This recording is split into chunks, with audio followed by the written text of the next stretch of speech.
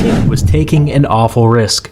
Once the great powers got involved, Spain could turn into the arena for the next great power conflict. Yeah, very The country icky. could be destroyed. Ay, what's gonna happen here? A year without a summer. It was 1816, and after almost 25 years of unrelenting warfare, Yes. had been at peace for 1 year. The reprieve had been a blessing. In England, one could see a familiar sight. The wind was still bitterly cold, and the sky was still grey, but the snow was finally starting to retreat from the hills, and the trees had just begun to bloom. Farmers shuffled about in their fields, fretting over whether they planted too early. They took inventory of their winter stores, and wondered if they might go hungry before the first harvest came in. These were all normal sights for the early spring. But this year, something had gone terribly wrong. This was all in June. Wait, did he say it's happening in June?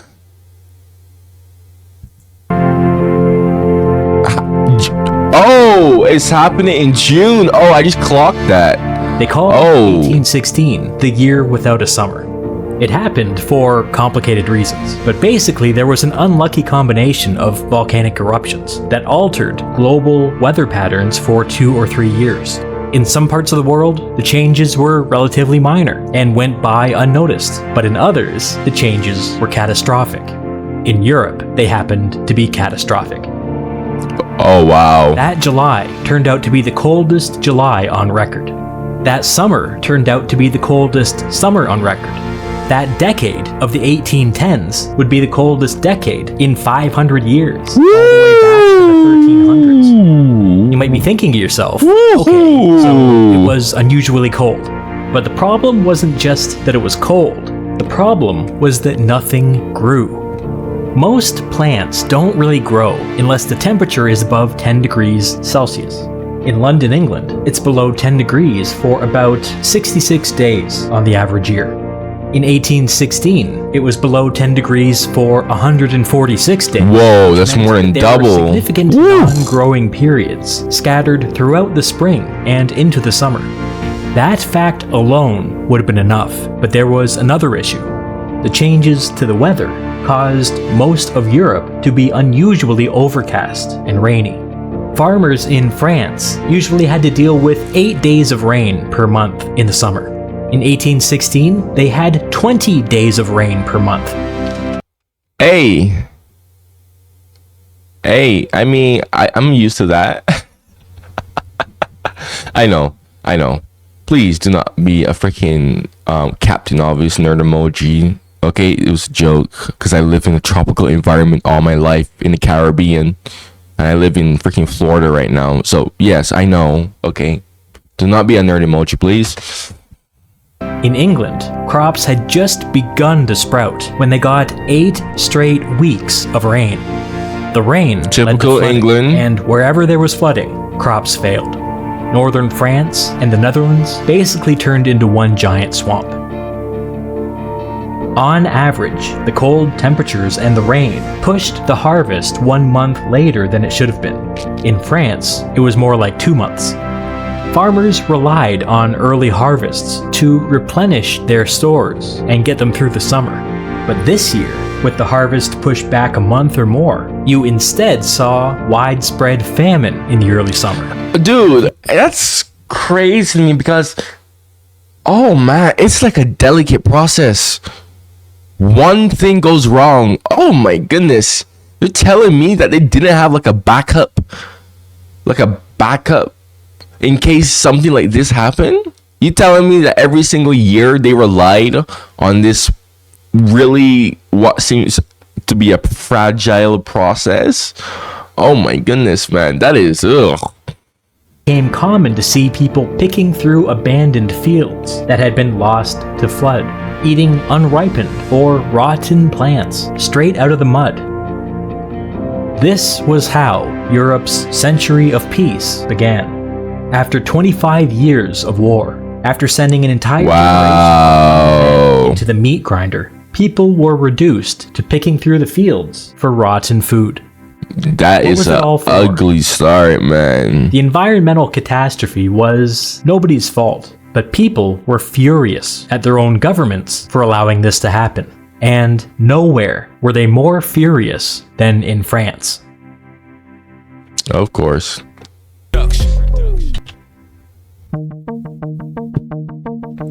France was broke, the people were starving, and the country was in the middle of an environmental catastrophe. The restored King Louis XVIII had come to power promising to lift a bunch of unpopular taxes on the poor, but he was immediately forced to break that promise. The grumbling began immediately. Conditions in France had never been this bad under Napoleon. As part of the compromise that restored the king to power, France operated under a new liberal constitution. But the constitution was weak. France now held regular elections, but the king had the power to throw out the results whenever he wished. His ministers did not answer to the public, they answered to him. This actually made the new system weak and fragile. Say what you will about the British system, but at least the British Prime Minister took most of the heat. If things were... Yeah, that's the thing. It's like, you know, my country was a constitutional monarchy under Queen Elizabeth. Most of the former British Caribbean are still Commonwealth realms. I mean, if you compare the constitutions to this is just completely awful. Completely awful. I mean, yeah, the freaking queen had some power, but she never exercised it unless it really was necessary, which was super rare. But oh my gosh, I mean, this is literally just, at this point, just don't have a constitution because this is redundant. If no one is answering to the people, then why are you having the... Okay. Really going badly, replacing the prime minister was an uncomplicated and yet meaningful act. Now, the French had a prime minister too, but their prime minister was just an extension of the king's will.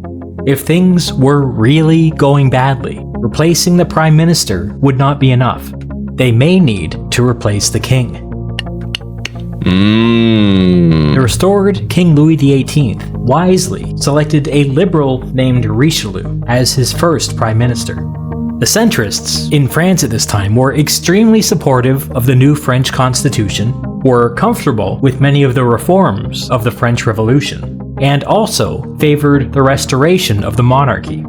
They were trying to split the difference between the ultra-conservatives, who favored increasing the power of the king and the aristocracy, and the Republicans, who wanted to disseminate more power to the people and continue the work of the French Revolution. The king favored the ultra-conservatives, but he correctly assessed that there would be a popular uprising if he came out of the gates pushing their agenda. The centrists would have to do for now. The selection of Richelieu was perhaps the wisest decision the king ever made. Richelieu was a steady hand and inspired trust abroad. In 1818, he successfully negotiated with the great powers for the removal of the armies that were occupying France and for the end of France's reparation payments. In only 3 years, Richelieu had returned France to its rightful place as an equal great power, and it had all been done diplomatically. France didn't even have to fight a war to re-establish itself on the international stage. A small miracle. But Richelieu was... And, you know, it's also because the Europeans knew that if France was too weak, then someone else would be able to dominate the continent, frankly speaking. It would be really foolish to just completely, like, do France what Britain did to Austria-Hungary. Like, nah, bruh. Say what you want about France, because a lot of people have a negative opinion about France, but, you know, I mean, France is kind of like, at this time period, France is one of the core components of Europe, preventing somewhat for getting too powerful in Europe. Was not rewarded for his hard work. For 3 elections in a row, the French Republican left made substantial gains in their annual elections. The king was forced to dismiss Richelieu in favor of a prime minister who could draw support from the Republicans. Obviously, this went against everything that the king stood for, and without the king's support, this new prime minister was not able to achieve anything meaningful. Let's pause there for now. France had successfully reintegrated itself back into the international system by forging a moderate path led by centrists like Richelieu. France's politics had settled around a grand compromise between the royalist ultra-conservatives, the liberal centrists, and the radical republicans. France would have a monarchy and a liberal constitution, and it would keep the reforms of the French Revolution. France would have an aristocracy, but it would also have elections. It wasn't quite a democracy yet, but it was on that path. Hold all of this in your head, because it will become important in a future video. In a future video, Explaining complex.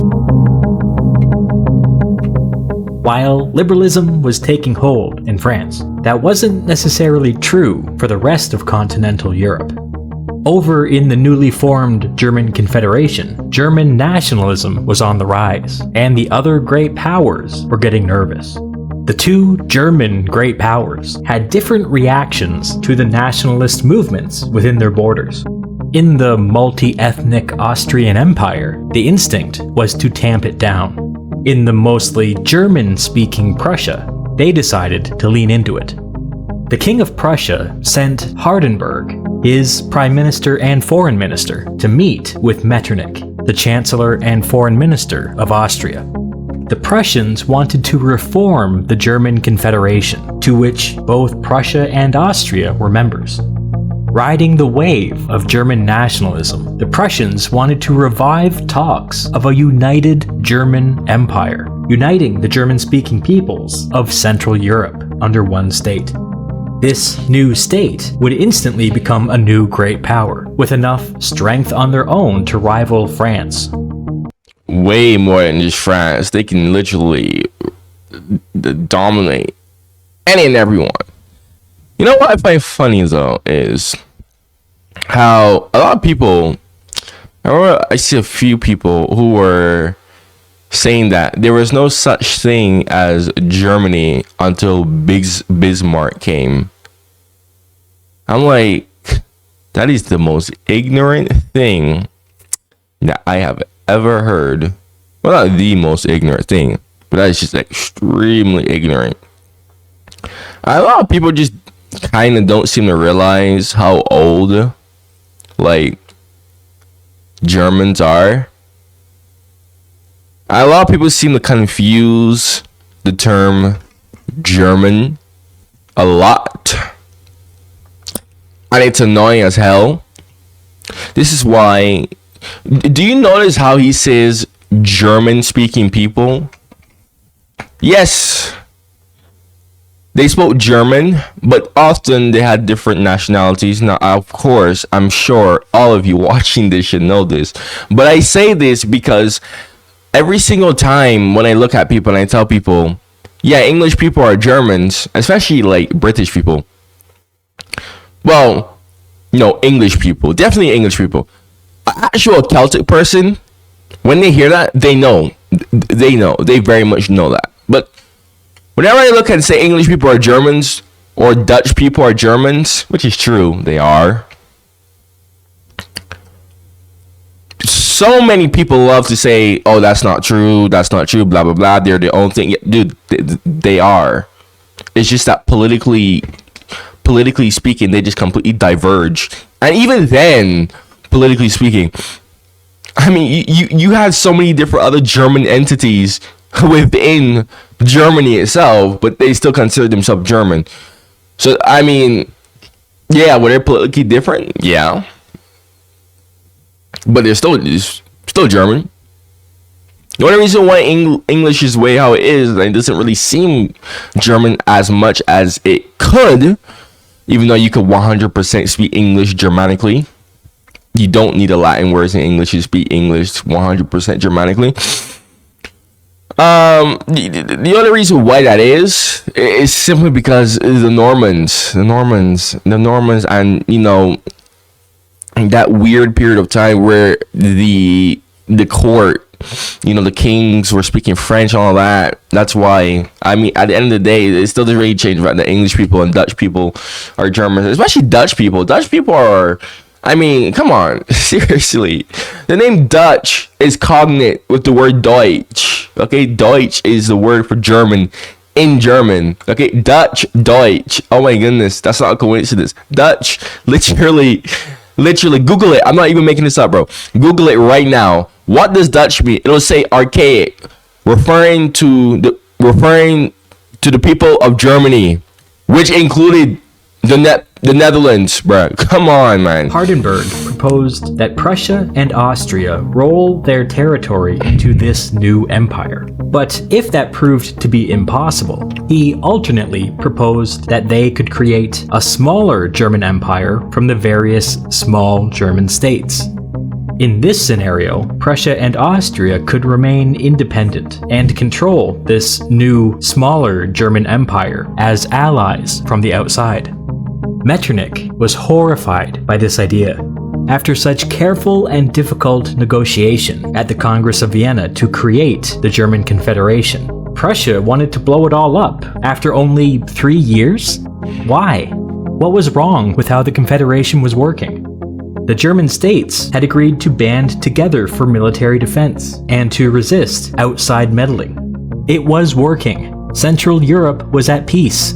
Prussia and Austria had the strength and the leverage to force their tiny German allies to do whatever they wished. Wasn't that enough? Why on earth would Prussia want to start negotiations all over again?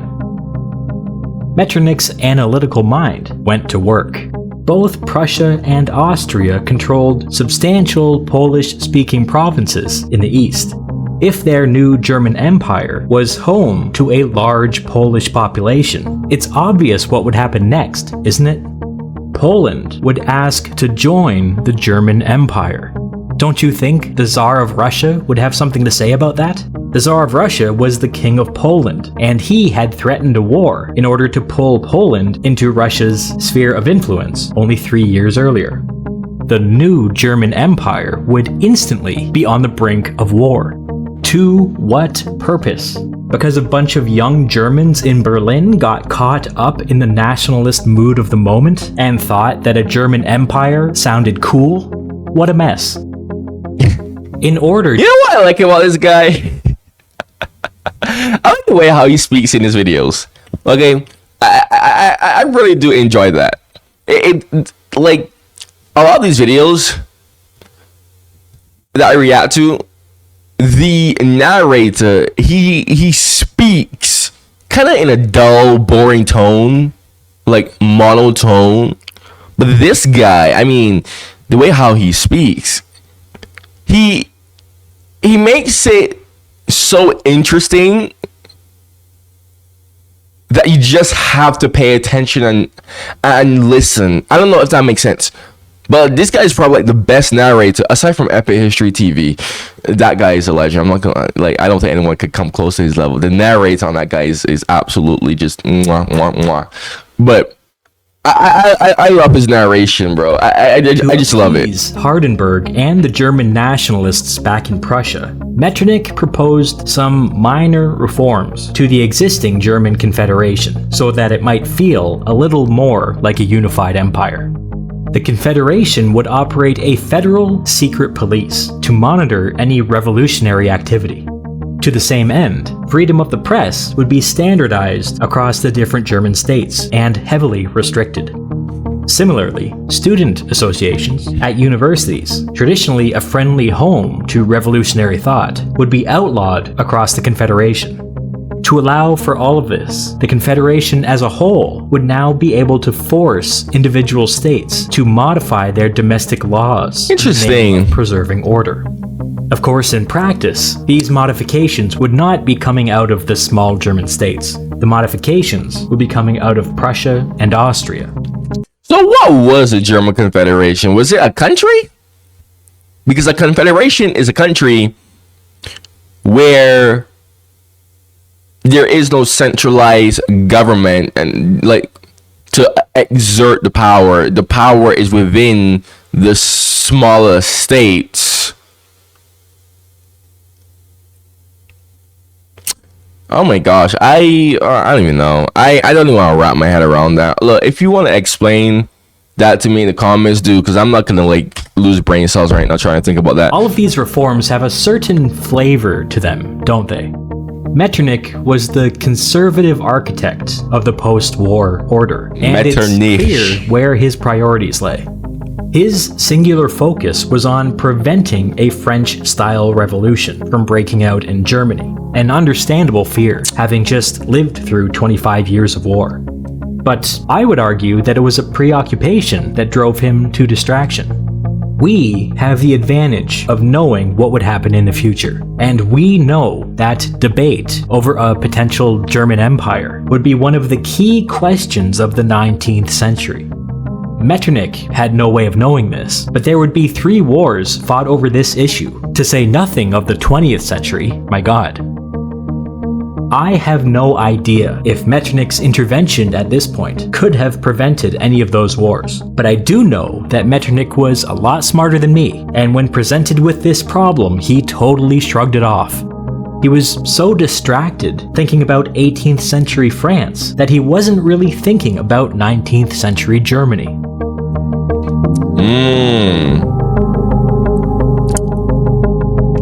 At Mint Mobile. As part of the 1815 post-war settlement, Austria got control of northern Italy. As the Austrians moved into northern Italy, it fundamentally altered their national priorities. Before the war, Austria had been a pretty conservative and inward-looking power. Northern Italy turned Austria into an occupier and a colonizer, a role that Austria was ill-equipped to handle. Historian Paul W. Schroeder argued that Austria's expansion into northern Italy, quote, forced Austria to lead and organize Italy, yet did not really empower her to do so. Austria had to pump Italy for taxes just to offset the massive costs of occupying it in the first place. It was like a snake eating its own tail. The more difficult the occupation became, the more they taxed. The more they taxed, the more difficult the occupation became.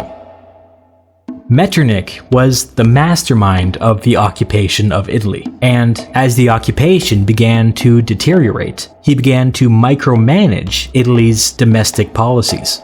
Another distraction. He brought in a wave of Germans from Austria to help administer the Italian occupation, which only further alienated the Italians and made the situation deteriorate even further. On the one hand, he was telling the German administrators to defer to the Italians whenever possible, while on the other hand, he was having the Austrian bureaucracy micromanage everything from Vienna. Colonization makes hypocrites of us all.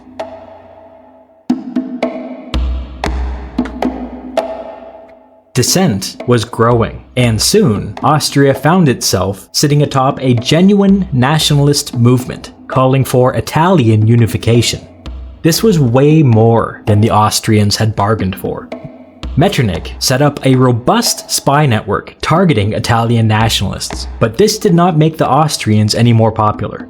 Even the more— How in the world do you create something like this and actually make it effective, especially in a time period like this, bro? How do you create a spy network without internet or quick messaging? What in the world, bruh? Bruh, can someone explain that to me?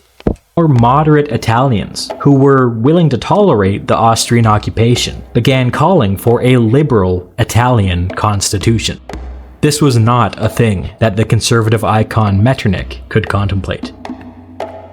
Even bit more than you can chew. The occupation of Italy made a mess of things for Austria.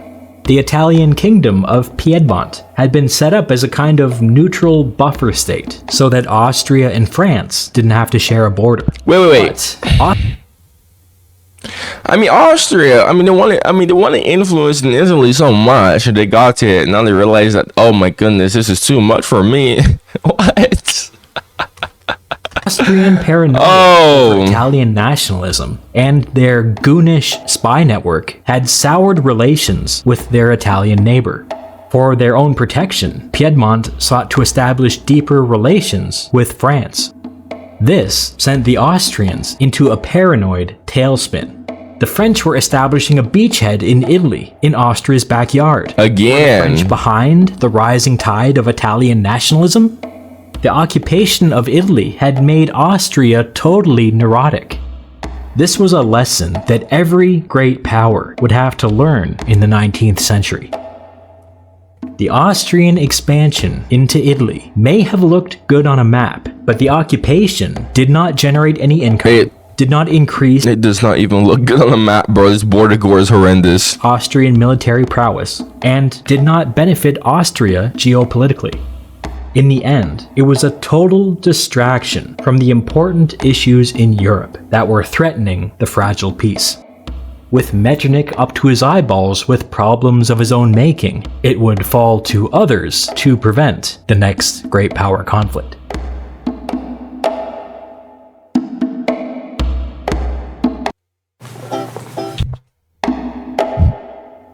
The post-war international order faced its first major test in the 1820s. The King of Spain, restored to power after the defeat of Napoleon, turned out to be an absolutist ruler in the old 18th century style. This turned out to be a problem. 18th century Spain was dead and gone. When Napoleon was in power, he imposed a liberal constitution upon Spain, one that granted real political rights to its citizens. Virtually all adult men were given the right to vote, and with this change, political life within Spain flourished for the first time. Wait! Hold on a minute. Wait. But the Spanish people hated Napoleon. What? The Spanish people fought viciously to get rid of Napoleon. What? So, if it was that great, why would the Spanish people...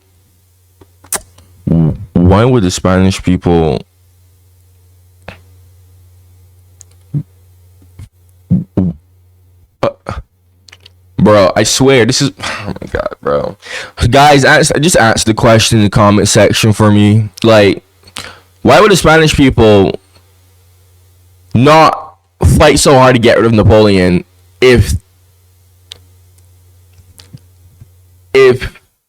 Spain was more liberal under Napoleon's rule? Elections, newspapers, political debate, all of these things popped up within a few years, and the people loved it. So when the absolutist Spanish king was restored to the throne, the people... What?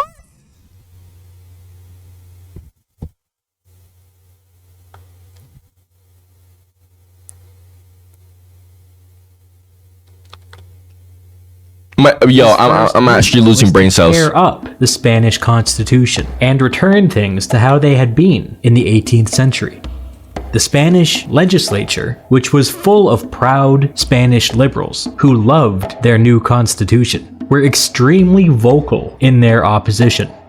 Radical Republicans and revolutionaries quickly joined forces with the more moderate liberals, which created a genuine political movement. Pretty soon, even generals in the Royal Army were coming out in support of the liberal legislature and the Constitution. The king was losing control of the country. Virtually overnight, Spain was on the brink of civil war. Wow, so wait. So they fought so hard to get rid of France, but they loved... Oh my goodness, but they loved the liberal ideals that France... Okay.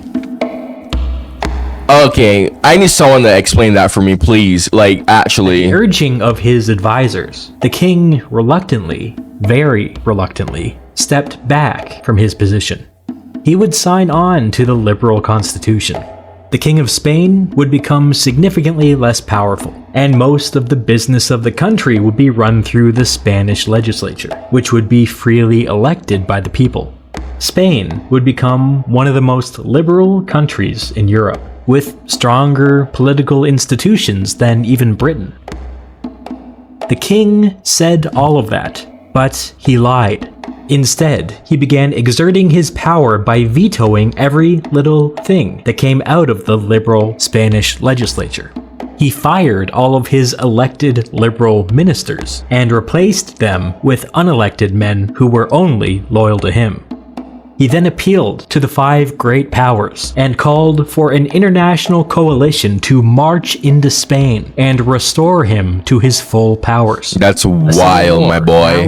That is insane. Oh my gosh. Appeal, the Spanish king was taking an awful risk. Once the great powers got involved, Spain could turn into the arena for the next great power conflict. Yeah, very icky. Could be destroyed. What's gonna happen here? Inspired by the courage and the success of the Spanish liberals, there were uprisings in Naples and Piedmont calling for liberal constitutions of their own. This movement had jumped international borders, which freaked out the great powers. It was their worst fears realized. It reminded them of the French Revolution. Everybody needed to be careful here. Metternich was particularly freaked out by the uprisings, not only because of his conservative ideology, but also because the countries in revolt happened to be Austria's neighbors. In correspondence with the other great powers, he expressed his fears that this may spark a wave of revolution across Europe. Since Italy was in Austria's sphere of influence, the other great powers agreed to give Austria a free hand to deal with the uprisings however they wished. You know what's funny is how his... Bro, this is like the domino theory. This reminds me of the domino theory, how America thought communism would spread. Now that I think about it, holy crap. No, but it's kind of amazing how Metternich and his ideals, he weren't wrong. He was not wrong, because 1848, I mean, same thing basically happened in 1848. So, I mean, yeah, his thinking was way ahead of his time. In 1821, Austria marched into the Kingdom of the Two Sicilies to the south and the Kingdom of Piedmont-Sardinia to the west. In both cases, they came to the rescue of the existing conservative regimes. In short order, they put down the uprisings that were calling for new Spanish-style liberal constitutions.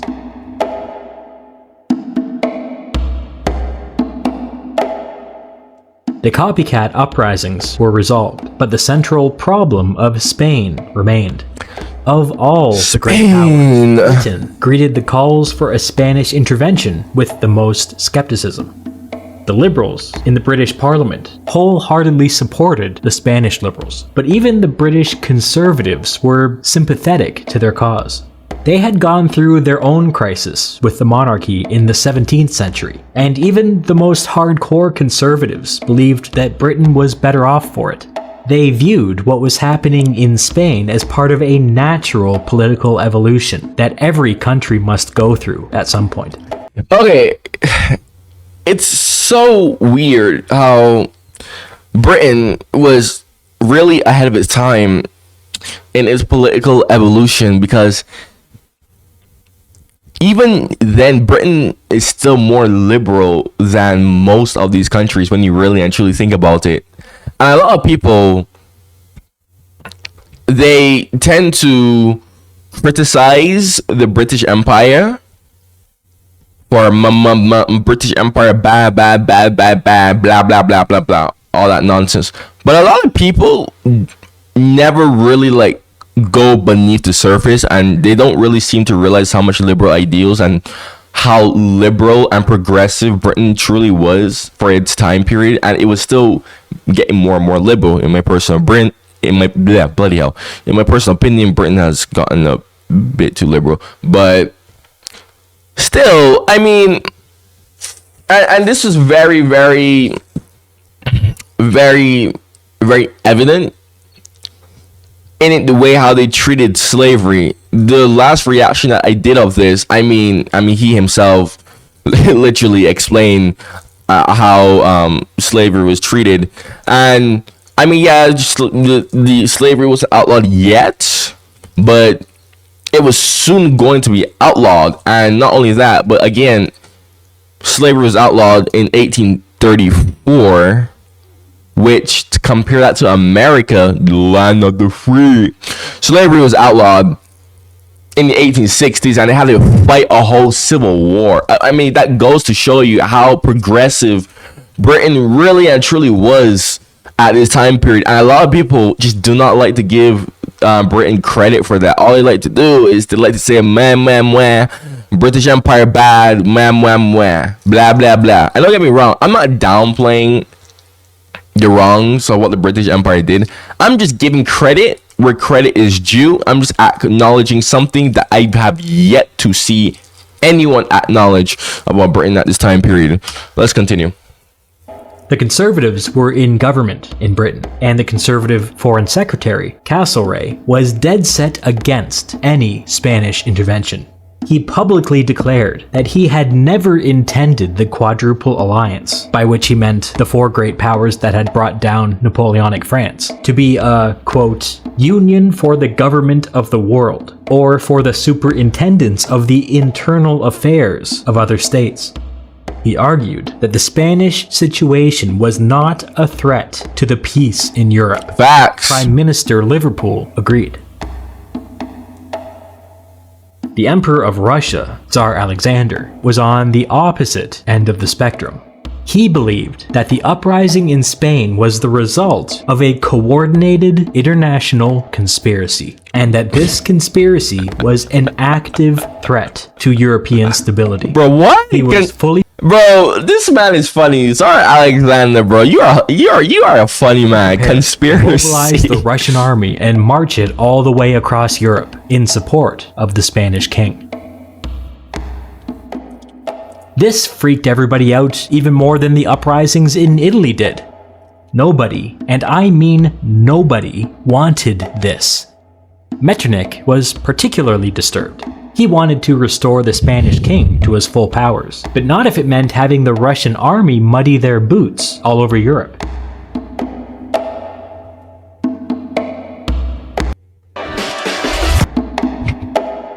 For some time, nobody was quite sure what to do about Spain. The great powers were afraid to do anything, and hoped that maybe Spain would just come to a compromise on their own.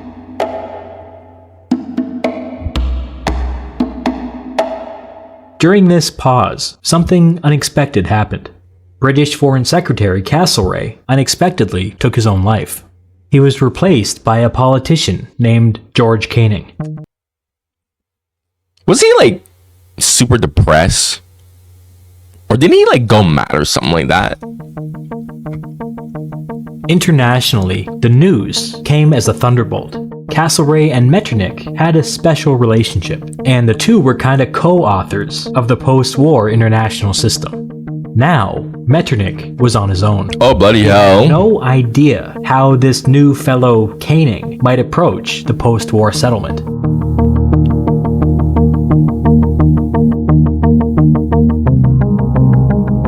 This news was equally distressing to Britain's political class. The current government was a moderate conservative government, and Castlereagh had been thought of as a pragmatic conservative that had good relations with the British Liberals. Canning had a different reputation. He was known as a conservative, kind of an attack dog, rabidly ideological, and not that well disposed toward the moderates currently leading the government. Castlereagh and Canning never really saw eye to eye. In fact, Castlereagh, how do you say this? Shot him? Things got so heated at one point during the war that the two exchanged pistol shots. Caning lost. Damn. Oh my gosh. Bro really said square up, bro. Square up, man. Understand everybody. Oh. When Caning replaced his longtime enemy as foreign secretary. Many legitimately wondered whether Caning would tear up all of Castlereagh's peace agreements and throw British foreign policy into chaos. But everybody was wrong about Caning. Everybody. In the immortal words of Robert Caro, power doesn't corrupt, it reveals. What did Caning... That is so true. Power doesn't corrupt. I've been saying this since I was a kid, bro. No, seriously, I've been saying this since I was a kid. I always like tell people, I look at people, dude. Most people, they're not good people. It's just that they don't have the power to show just how truly bad that they are. You could quote me on that, bro. Most people who pretend to be good, bro, they're not good people. They're just not in a position to show their true colors, plain and straight. And you can see this when you see so many people who try so hard to be morally righteous and morally superior. And it's so cringy because it's like, why are you trying so hard to look so morally good? Why? Because simple, subconsciously speaking, you know that you're a bad person. You're insecure about it. Man, freaking out, man, and you're insecure about it. No secure person, bro, no secure person when it comes to anything will ever feel the need to get up and showboat, show off. Look at me, look at me, look at me. I'm such a good person. Oh, look at me. I'm so good at this. No, any secure person will just lay back, be chill, and just literally say nothing, do nothing, because in their minds, they already know, look, when the time comes, you know, everybody's going to see what I'm capable of, plain and straight. It's just that simple. I've seen actual good people, bro, and I've seen actual bad people, and I'm telling you, that quote is probably the realest quote that I've ever heard, bro. In fact, I guarantee you, plenty of y'all watching my videos are not good people either. You might call yourself a good person, but you're not in a position of power. So I don't really care what you say. When you're in a position of power, that's when your true personality comes out, bruh. What an amazing quote. I could go on and on, but I don't want to make this video too long. Newfound power reveal about him. Well, before Castlereagh's death, Castlereagh had been consumed with the project of disentangling Britain from continental European affairs. Castlereagh didn't want to be sending the British Army all over Europe to put down minor uprisings from people that were only asking for quite sensible reforms. To the surprise of all of his contemporaries, the supposed ideological attack dog Caning shared that vision. No armies in Europe. In fact, Caning went even further. He shared Castlereagh's belief that British prosperity depended upon how well they did out in the colonies. But unlike Castlereagh, he thought that trade, rather than colonialism, was really the thing that set Britain apart. Colonies were only useful insofar as they facilitated trade. They were not an end unto themselves. And this is what so many people don't seem to get about the British Empire. Okay, I've argued with so much morons about this who try to clown me and make fun of me because I am proud of my heritage. And they always say, but colonialism, when half the time they don't even understand what colonialism actually means. Yeah, the British Empire, oh my god, was built on trade, bruh. It was literally built on trade. And this is clearly like shown with the Commonwealth. Okay, the Commonwealth is an economic trade entity today. Oh my freaking gosh, man. The British Empire was not built on, oh my gosh, I want to go and freaking conquer everything. They just so happen to just conquer a lot of things, okay? But the whole idea was to trade. Is the trade profitable? Yes or no? That's what the British Empire ran on, the trade. It's all about trade, bruh. All of these people hating on the British Empire are the same people who would go and hate on capitalism, bruh. Capitalism. No, not hate on capitalism. My bad. They would go and they would praise capitalism. But yet all of this is a byproduct of capitalism. But then when you go and you tell them, okay, then I'll be a communist, they make fun of you. Oh, but communism is bad. Communism equals dictatorship.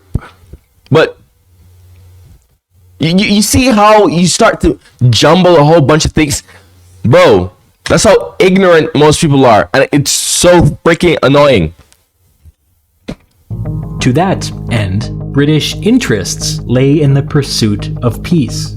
Peace facilitated trade, and trade made Britain prosperous. Unlike his predecessor, Canning was agnostic when it came to the colonies, and outright non-interventionist when it came to war. This makes Canning pretty unique in an era that was dominated by colonial obsession. Colonialism can make a country prosperous, but it can also be a trap. Canning was one of the few people who could see this clearly. Big trap. There's one other thing that set Canning apart. And another thing is that colonialism can a lot of the time, actually you could argue majority of the time, was super unprofitable. Very unprofitable. Was a deeply committed slavery abolitionist. This didn't make his life any easier. It was a controversial stance for a British conservative to take, and in fact, most abolitionists lived in the liberal Whig Party. Canning just felt it deep in his bones, which makes him cool, or at least as cool as a 19th century British politician can be. British politicians of this era liked to talk a big game when it came to political rights, but unlike many of his contemporaries, including his predecessor Castlereagh, Canning wasn't a goddamned hypocrite.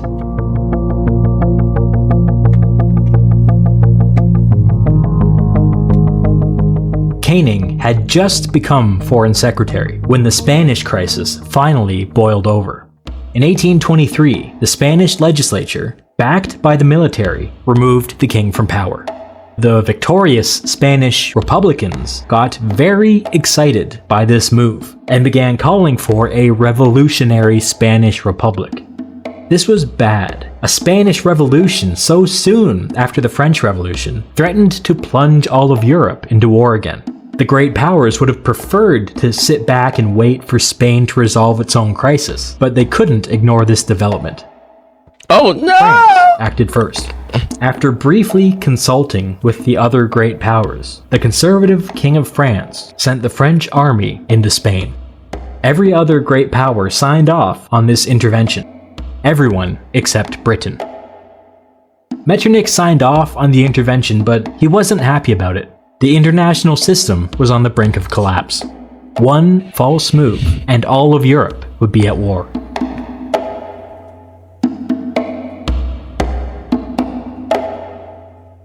France restored the Spanish king to the throne, and then urged him to hammer out a compromise with the Spanish liberals.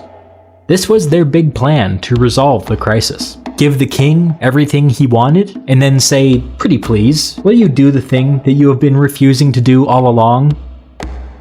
Why would he do that? It was an incoherent plan, and it turned out to be a catastrophic failure. Having received from the French everything he wanted, the Spanish king refused to even meet with his political opponents. Not only that, but now the Spanish liberals, republicans, and revolutionaries knew that there could be no political solution to this crisis. Any negotiated settlement would just be thrown out by the Spanish king and the French army.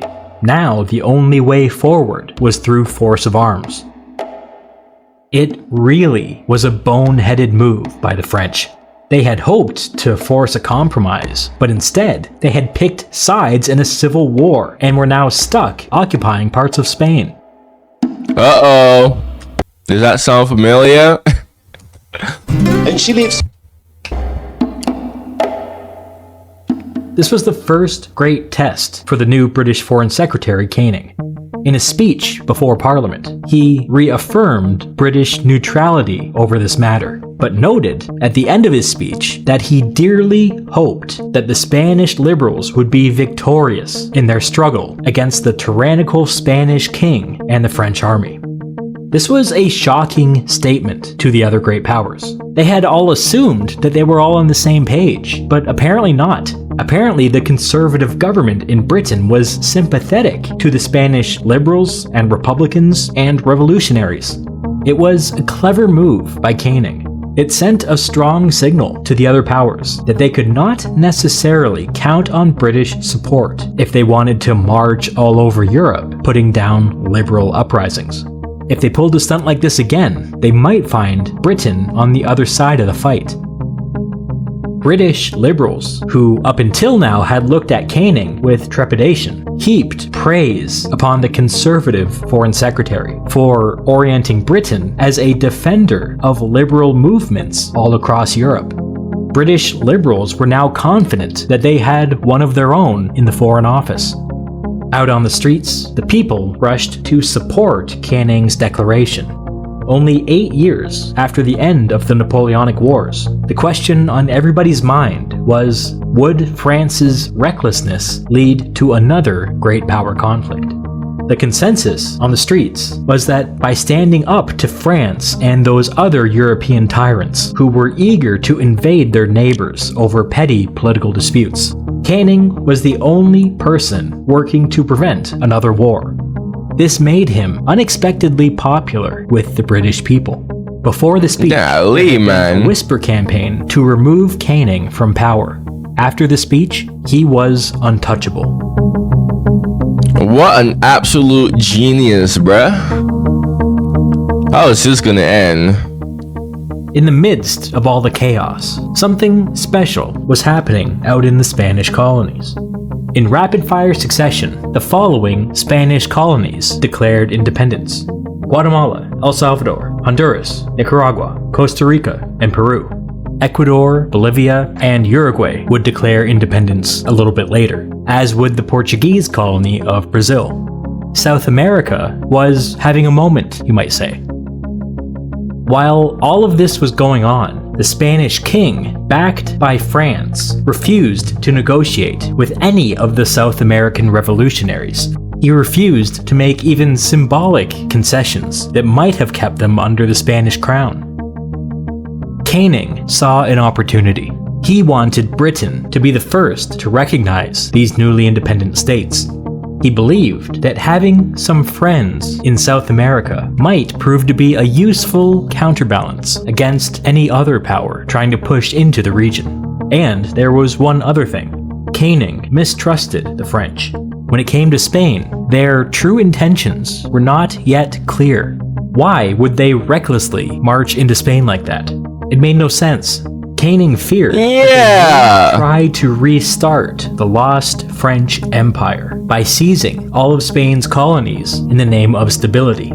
If Canning saw to it that these newly independent states... Yeah, I'm paying very close attention. I'm trying to figure out what was France's deal in Spain. Recognized by the British government and supported by the British fleet, maybe France would think twice before doing something foolish like that. Canning began the process of recognizing the new South American states and sent a message to France saying that any French adventurism in South America would be interpreted by Britain as an act of war. Whoa, whoa, freaking, the Napoleonic Wars just ended, bro. We're already at the edge of war? Yeah, leave, bro. All over themselves, assuring Canning that this was never their intention. Regardless as to whether that was true or not, they heard the message loud and clear. Canning's diplomatic maneuver was remarkably successful.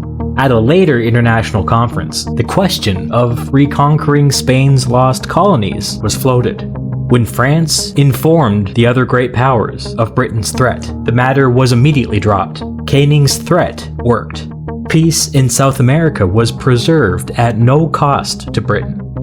The other great powers were also put on notice. If they wanted to go around the world opportunistically snapping up colonies, they would need to go through Britain first. Pax Britannica at its finest. Yeah, yes. At this time, I would like to ask all Americans to leave the room. Hot dog is my favorite meat. I love hot dogs. Love hot dogs. Love hot dogs. Love hot dogs. Love hot dogs. Shortly after the wave of You should have put burgers, but revolutions in South America, Canning began collaborating with the American Secretary of State, John Quincy Adams. What came out of this collaboration was the Monroe Doctrine of 1823. The Monroe Doctrine, really developed by Secretary of State Adams, stated the American continents are henceforth not to be considered as future subjects for colonization by any European power. The funny thing about this declaration was that at the time, it was completely unenforceable. Or I should say, it was completely unenforceable by the Americans. But you know who could enforce it? the British. The Yes. Monroe Doctrine declared no new colonization of North or South America. No new colonization meant that the current colonization was locked in place. Who did that help? Britain. Britain, at this time, Of was course. by far the number one European power in Yeah. America. And with these new revolutions in the Spanish colony, 100%. it was fast becoming the number one European power in South America. If Spain or France or any other power attempted to move back into South America, the Monroe Doctrine stated that the United States would resist, which in effect meant that the United States would defend British interests. Yeah. Pushing the Americans in this direction was a masterstroke by Canning.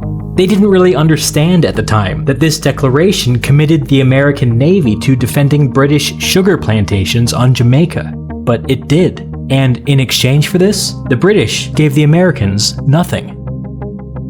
Canning said of the Monroe Doctrine when it was first announced, quote, "The effect of the ultra-liberalism of our Yankee cooperators on the ultra-despotism of our allies gives me just the balance I wanted." By this he means that, yes, the British and the French were playing nice at the moment, but if that ever changed, the Americans would serve as a useful counterbalance against French overseas expansion.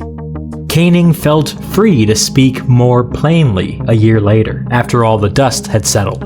He described the Monroe Doctrine as, quote, "an act which will make a change in the face of the world almost as great as the discovery of the continent now set free. The Yankees will shout in triumph, but it is they that lose most by our decision." Interesting.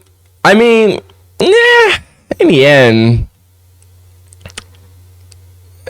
America had a last laugh, though. Let's be real here, folks. It must be said that Canning didn't get everything he wanted. The Monroe Doctrine contained a massive Oh yeah. that allowed If you don't know where my country is, it's right here. Look to the right of the screen. That's where my country is. That red little British island by itself there. for American colonialism, which did make Canning nervous, especially when he looked at the American ambitions toward the Caribbean and the newly independent Mexico. Look, As a bro, general- I am so glad that, because I've heard a little bit about American ambition in the Caribbean, but bro, I'm so glad that never came into fruition. Oh my gosh, I would not want to be an American overseas territory. Oh, thank you. Oh gosh, dude. You know how Puerto Ricans are treated? Oh my gosh, dude. In freaking Puerto Rico, they're treated like second-class citizens, bro. No one like talks about that at all. It is so bad in Puerto Rico. Ugh. The land of the free. Principle. Oh my Canning gosh. had secured American support against any European power moving into North or South America. It was a diplomatic coup for the British. Okay, the Americans can come back into the room now. I love hot dogs. Love hot dogs. Love hot dogs. Hot dog is my favorite meat. My favorite meat. My favorite meat. Who let the dogs out?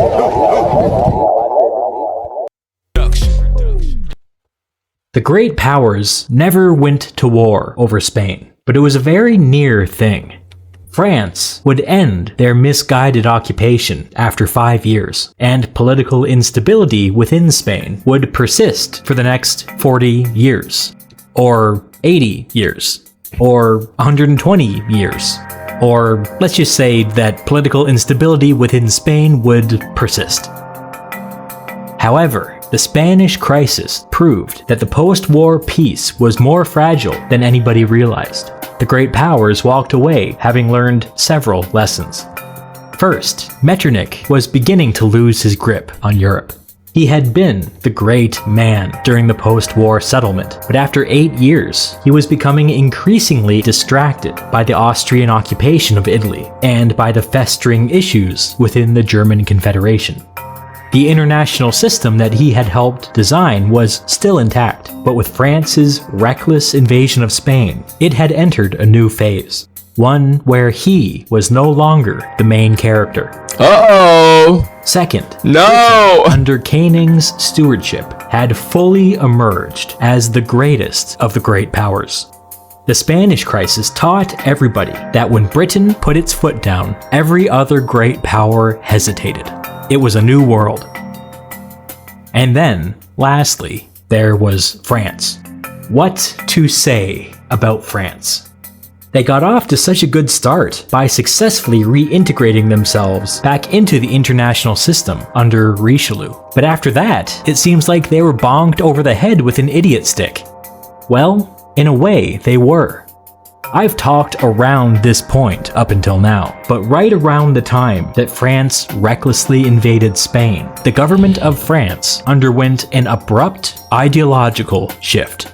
They abandoned the Grand Compromise that had restored the monarchy to power and decided to lurch quite suddenly in a conservative and autocratic direction.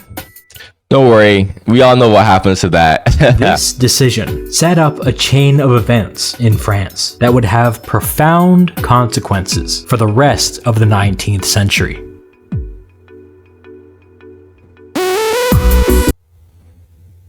Don't want copyrighted music. Look, man, you made it all the way to the end of this video. If you like what I got to say, my reactions, make sure you subscribe.